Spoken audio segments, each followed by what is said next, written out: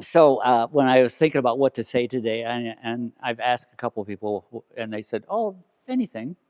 How long? Doesn't matter. Whatever you want to do." But I thought, if you're going to Elmira, you have to have a Mark Twain quote. So I looked up when Mark Twain has talked to Elmira College, and he actually gave two commencement addresses. So I want to quote his first commencement address, and this is what he said. He said, "My advice to you all is simple: avoid debt, politicians, and long speeches. Good day."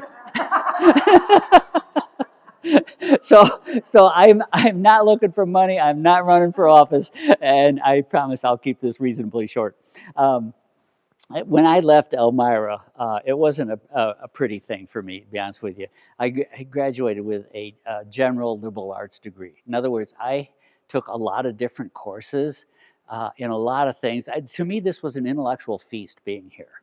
But then, when it came time to get my junior and senior year, I didn't have enough credits for a major or even a concentration.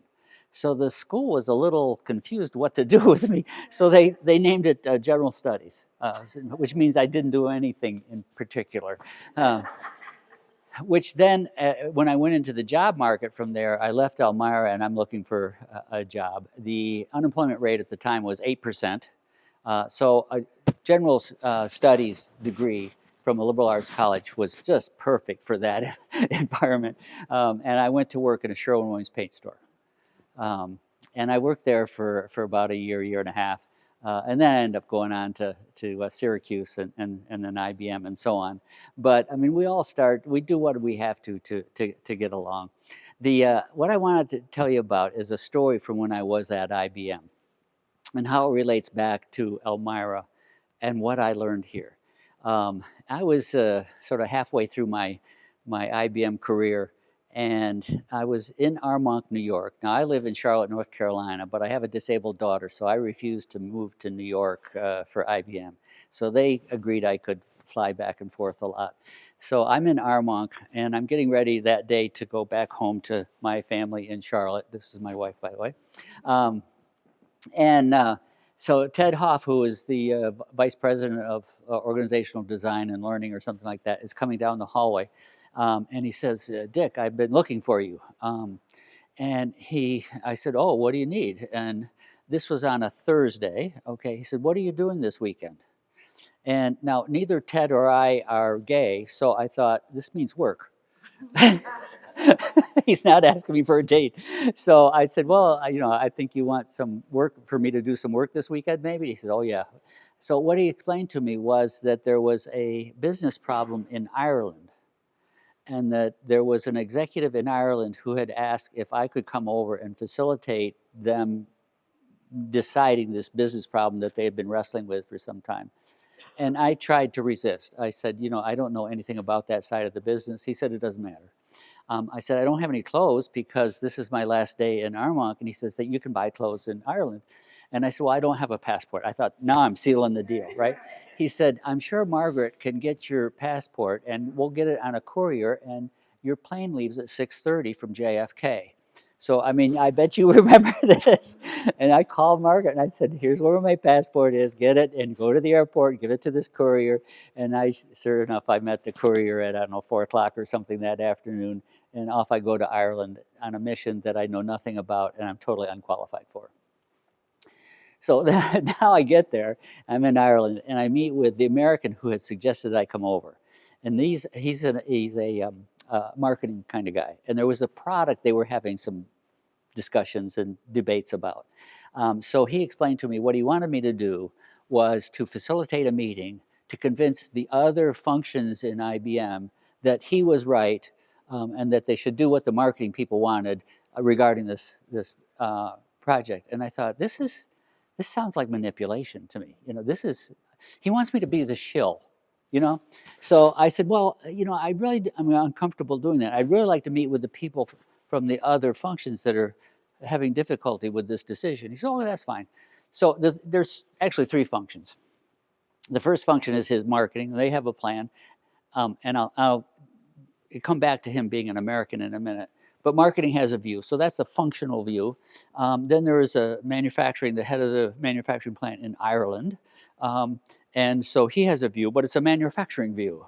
And then there's a third one, and there's a fellow from Brussels who is the controller or the finance guy, and he has the money view. Okay, so you have three different views of the same problem, but it gets, complexity gets layered.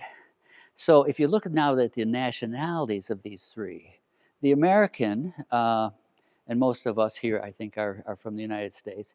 And I think we get inoculated when we're born against any type of self-reflection or doubt. Um, and so we're pretty sure of what we think and believe. And our worldview, of course, is the right one. So he's very much, this is the marketing viewpoint from an American, this is how we got to do it, off we go. The Irishman was a fascinating guy, and really cared about the people that they had hired to work on this product in Dublin and how they would be affected if this product were to be manufactured someplace else at a cheaper price or something. So he was very much the humanistic, caring kind of view. And then the third one, the guy from Brussels, the Dutch and my sister studied in the Netherlands for a while. The Dutch and the Belgians have a reputation for being overly direct and almost rude. And he tried to support that stereotype. So he was sure that his numbers were right, and if the numbers are right, that's what you do, okay? Because the numbers govern everything. So as I talked to these guys, I thought, oh my God, they're looking at the same problem, but from these different perspectives. And if you talk to any one of them, it makes sense, okay? So now I'm in my hotel in Dublin, and I'm trying to go to sleep at night. And I thought about Elmira College. And I thought about a couple courses that I took here. The first one was a poli-sci course. And the poli-sci professor had us read Marx and Engels at the time. Remember, this is the early 70s. This is in stuff, this whole socialism thing, that's hot, So, I mean, we're all ready to go out and buy red and black Che Guevara t-shirts, after we read these guys. And then he had us read 1984, okay, which is a critique of socialism, looking at Stalinism in China and so on, and how socialism can go bad. And so anyway, I'm lying in bed and I start thinking about 1984. And if you remember 1984, if you had to read it like I did, Winston Smith, I think is the protagonist's name. And Winston Smith has to, in his mind, realize that there's two truths, and they're conflicting, but he has to believe both truths because they are both true. And so he has the term doublethink that we have is from that novel. Doublethink means I can hold two contradictory ideas in my mind at the same time and somehow be okay with that. So I started thinking about that, and I thought, that's what I face here. This is a doublethink, but only this is a triplethink. There's three views that you have to hold in your mind at the same time. And I thought, how can I get this across to these three functional leaders? And so I asked them if they'd read 1984, and they were all engineering and finance types, so of course they hadn't. So they lacked the background that I had. So anyway, what I did was I thought the first thing I got to do is I got to get them what I thought of as being informal, okay? Get them out of the beige conference rooms of IBM and, butting heads. So the Irishman was the first one, and I asked him for a recommendation on an Irish pub. He gave me a list. It's a joke. So we actually went, I wrote the name of the pub because I should remember it, but anyway, the Temple Bar Pub is where he took me. And there we were able to have an informal discussion. What is really going on here? Okay, well, the stupid American doesn't know what he's talking about. And the guy from Brussels, all he understands is numbers. He doesn't have anything on the right-hand side of his brain at all. And I ended up taking each one of them to the Temple Bar one at a time and having a very candid conversation. In today's pseudo-speak, they would say I was creating psychological safety. In other words, a place where we could talk about this, but no one else is in the room, and you can sort of say what you want over a beer and then order another one. So out of that, I put together a meeting, and I went back to Elmira again, but a different course, and that is psychology and sociology courses I took. And I remembered the ladder of abstraction. In other words, here's my set of beliefs, and from beliefs come my values, and from my values become my actions, and from my actions, so on. And so I explained that to them, and I said, we're going to have a meeting here, and I don't want all the underlings, that carry all the briefcases and stuff around. It's just going to be the four of us, and each person will have a chance to explain their view of the truth of this problem, okay? And the other two people can only ask questions. You are not allowed to make a declarative sentence, okay?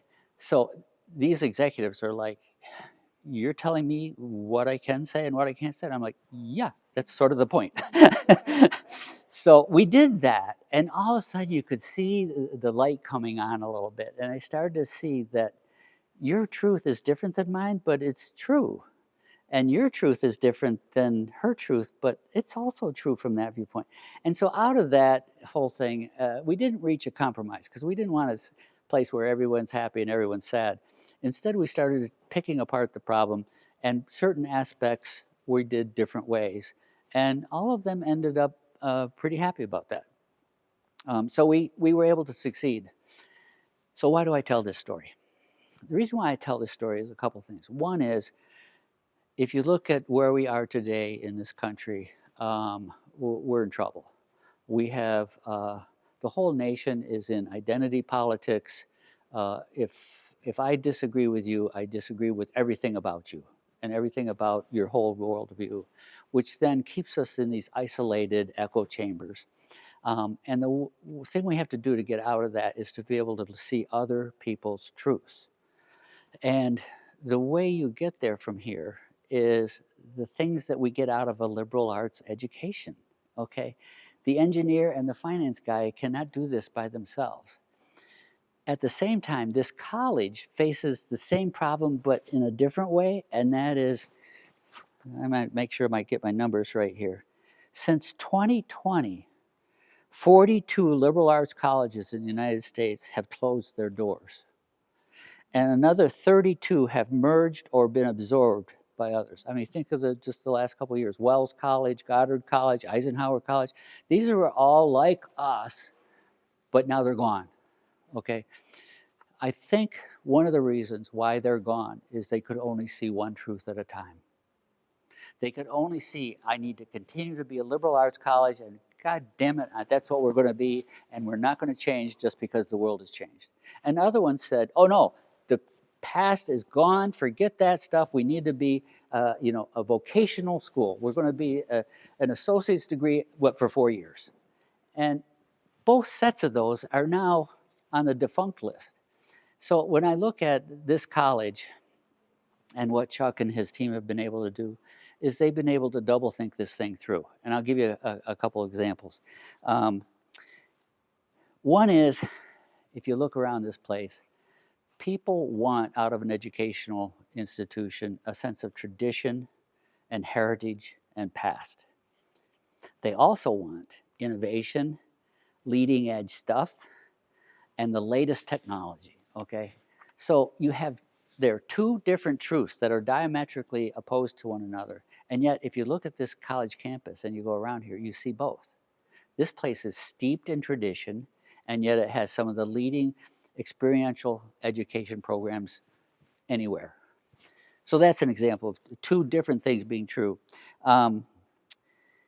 If you look at a broad liberal arts curriculum where the emphasis on critical thinking, but then the students say, I need to get a job, okay, when I leave here. And that's what critical thinking, that's terrific, but I need to have a skill and a job and an industry. I mean, so if you look at Elmira, they've been able to thread that needle. This is still a liberal arts college, but at the same time, it's a leader in business and finance and nursing. So they're able to do both. You also want to give a really high quality, personalized education in an institution like this. But you have to save a lot of money and do it at cost, okay? So if you look right now, these are the latest numbers I could get. The student-faculty ratio at Elmira is 9-1. I mean, that's crazy. That is such personalized education. And yet, Money Magazine rates Elmira as gives a 4-star rating as one of the best colleges in America as of 2024. So they're managing the money really well, but they're also giving it. See what I'm saying? They're doing both things at once, and everyone else is trying to do one thing at a time. I think about liberal arts and its emphasis on reading and writing. And you think, well, that doesn't have much to do with business. But if you look at what business says their number one complaint about new hire college graduates is they can't write. Okay? So what does Elmira have? Elmira has the most rigorous writing program for freshmen of any college in this country. I mean, students, I don't know if there's any students who want to testify, but they spend their Saturday mornings as a freshman in writing class. And it's like going back to the basics, and you're going to come out of here and you're going to be able to write a good sentence, a good paragraph. You're going to be able to convince people and to communicate with people. So if you look at that, Elmira's being able to do two things at once, think about two things and actually do those. So then I thought, wait a second, am I so in love with this place that I'm guilty of my own echo chamber? I'm looking for data that supports my belief that Elmira is special, right? So I went to the font of all knowledge, ChatGPT. And I typed in asking about Elmira College. And this is what ChatGPT said. If you're looking for a personalized, career-focused education, Elmira College can be a great option. Elmira College is best suited for students who want, number one, a small, close-knit liberal arts college with personalized attention. 2, a career-focused education with internships and job placement support. 3, strong programs in business, education, and nursing. And 4, a historic, tradition-rich college experience. We did it. We made it. So then I thought, I need a quote to sort of close the end of this, but I didn't want to go to Mark Twain again. So I went to his wife, Olivia. And Olivia, I sort of feel like Olivia does. And this is the quote I found from Olivia. Elmira is a piece of heaven on earth. Thank you.